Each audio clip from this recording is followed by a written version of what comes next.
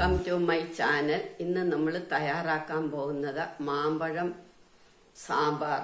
അതെങ്ങനെയാണെന്ന് നമുക്ക് നോക്കാം. പച്ചമാങ്ങ വെച്ചിട്ടും പഴുത്ത മാങ്ങ വെച്ചിട്ടും വെക്കും. ഞാൻ ഇന്ന് പഴുത്ത മാങ്ങ വെച്ചിട്ടാണ് വെക്കുന്നത്. അതെങ്ങനെയാണെന്ന് നമുക്ക് നോക്കാം. ഞാൻ ഇതിനു വേണ്ടിയിട്ട് 5 മാമ്പഴം എടുത്തു. നല്ല മധുരമുള്ള മാമ്പഴമാണ്. 2 മുരിങ്ങയ്ക്ക്. അതവിടെ ഇരിക്കട്ടെ. ആദ്യം നമുക്ക് തൊമര വേവിക്കാം. തൊമര കഴുകി ഒരു 10 മിനിറ്റ് കുതിർത്തതാ. ഇത് നമുക്ക് വേവിക്കാം. കുക്കറിലിട്ട് വേവിക്കാം.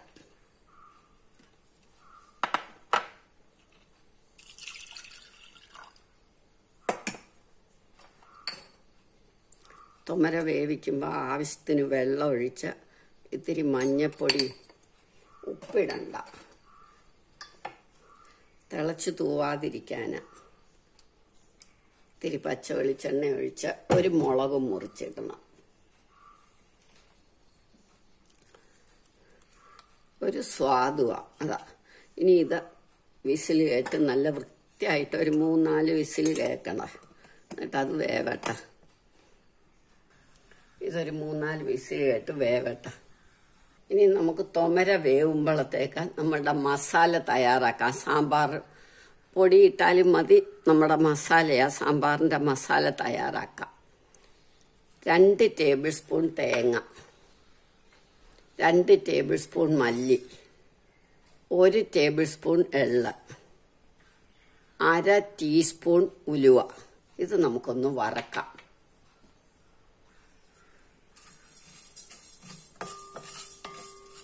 എണ്ണ ഒഴിക്കുന്ന പതുക്കെ ഒഴിച്ചാൽ മതി. കുറച്ചൊന്ന് മൂത്തിട്ടേ എണ്ണ ഒഴിക്കാവുള്ളൂ. മുളകും കറിവേപ്പിലയും നമുക്ക് കുറച്ച് കഴിഞ്ഞിടാം. മല്ലി ഇടുന്നതുകൊണ്ടാ. മല്ലിപ്പൊടിയാണ് തേങ്ങ മൂത്ത് തുടങ്ങുമ്പോൾ ഇട്ടാൽ മതി. മല്ലിപ്പൊടി, ഉലുവാപ്പൊടി ഇടുന്നെങ്കിൽ നമുക്ക് തേങ്ങ മൂത്ത് തുടങ്ങുമ്പോൾ ഇടാം. കായപ്പൊടി ഇടുന്നതുകൊണ്ട് കായവും തേങ്ങ മൂത്ത് തുടങ്ങിയിട്ടിട്ടാൽ മതി. കായമാണെങ്കിൽ നേരത്തെ നമ്മൾ കായം വറുത്തെടുക്കണം. ഇതിപ്പോൾ മൂത്ത് തുടങ്ങിയിട്ട് മതി. തേങ്ങ മൂത്ത് തുടങ്ങി. അപ്പോൾ നമുക്ക് 1 ടേബിൾ സ്പൂൺ നെയ്യ് അല്ലെങ്കിൽ വെളിച്ചെണ്ണ മാത്രമേ ഒഴിക്കാവുള്ളൂ. നല്ലെണ്ണയൊന്നും അരുത്. ഇനി ഒരു 6 മുളക്, 1 തണ്ട് കറിവേപ്പില,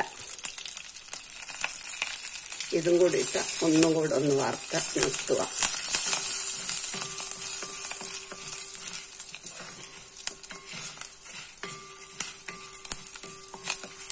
ഇനി ഇത് നമുക്ക് ഓഫാക്കാം. എന്താന്ന് വെച്ചാൽ ഇതിലിരുന്ന് മൂത്തോളും. ഓഫാക്കിയിട്ട് കായപ്പൊടി ഇടാം. ഞാനൊരു 1/2 ടീസ്പൂൺ കായപ്പൊടി ഇട്ടു. നിങ്ങൾക്ക് ആവശ്യമുള്ള പോലെ ഇടുക. ഇനി ഇത് നമുക്ക് എടുത്തരയ്ക്കണം. ഇത് തണുത്ത് കഴിയുമ്പോൾ നമുക്ക് മിക്സിയുടെ ബൗളിലേക്ക് എടുക്കാം. ഇതിനി നമ്മൾ ആദ്യം ഒന്ന് പൊടിക്കണം. അത് കഴിഞ്ഞിട്ട് നമുക്ക് ഇത്തിരി വെള്ളവും കൂടെ ചേർത്ത് നന്നായിട്ട് അങ്ങ് അരയ്ക്കണം. വെണ്ണ പോലെ. കുറച്ച് വെള്ളവും കൂടെ ചേർത്ത് അങ്ങ് അരയ്ക്കാം.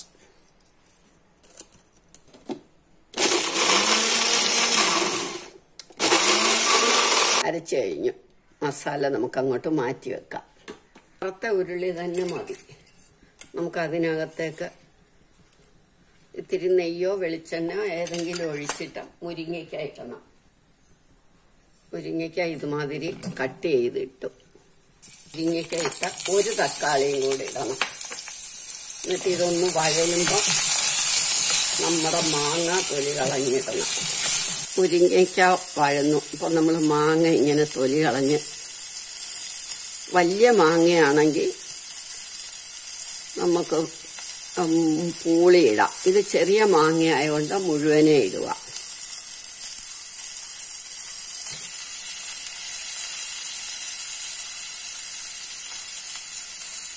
മാങ്ങയെല്ലാം നമ്മൾ ഇതിലിട്ട് ഒന്ന് ഇളക്കുക. ഇതിന് വേവാൻ ഒഴിക്കുന്ന വെള്ളം ഇത് മതി. ഈ മാങ്ങ എല്ലാം പിഴിഞ്ഞ് ആ തൊലിയെല്ലാം കൂടെ പിഴിഞ്ഞൊഴിക്കണം. നന്നായിട്ട് പിഴിയണം. ഇനി മാങ്ങയുടെ തൊലി പിഴിഞ്ഞ വെള്ളം ഇനി ഒഴിക്കാം. അത് മതി ഇത് വേവാൻ. എന്നിട്ട് നമുക്ക് ഉപ്പും മഞ്ഞപ്പൊടി ഇടാം. മഞ്ഞപ്പൊടി ഇട്ടു, പാകത്തിന് ഉപ്പും ഇടാം.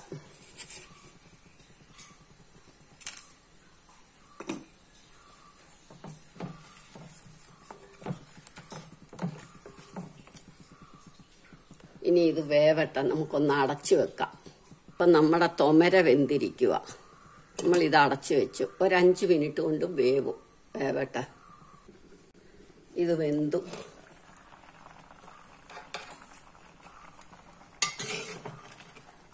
നന്നായിട്ട് വെന്തു. ഇനി നമുക്ക് വേവിച്ച് വെച്ച തൊമര ചേർക്കാം.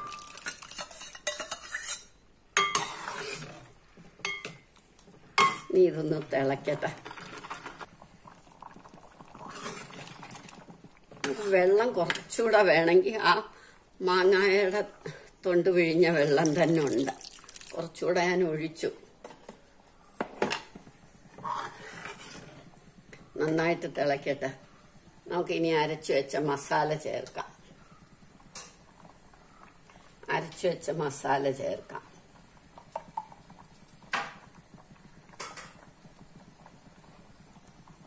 മസാല ഇട്ടു. ഇനി നമുക്കൊന്ന് ഇളക്കാം.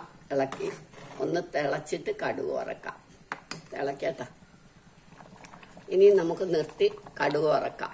ഇപ്പൊ പാകമായി.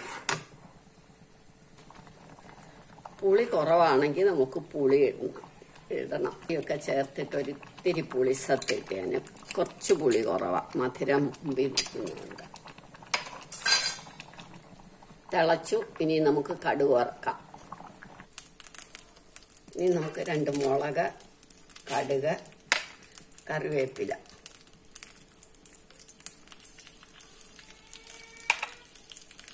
കടുക് പൊട്ടുമ്പോൾ നമുക്ക് സാമ്പാറിലേക്ക് ഇടാം.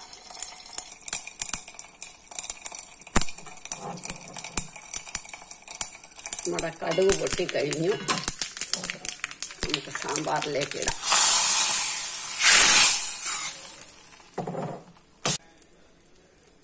ഇപ്പം നമ്മളുടെ മാമ്പഴം സാമ്പാർ റെഡിയായി. എല്ലാവരും ഇത് ട്രൈ ചെയ്ത് നോക്കണം. ഇഷ്ടമായെങ്കിൽ ലൈക്ക് ചെയ്യണം, സബ്സ്ക്രൈബ് ചെയ്യണം.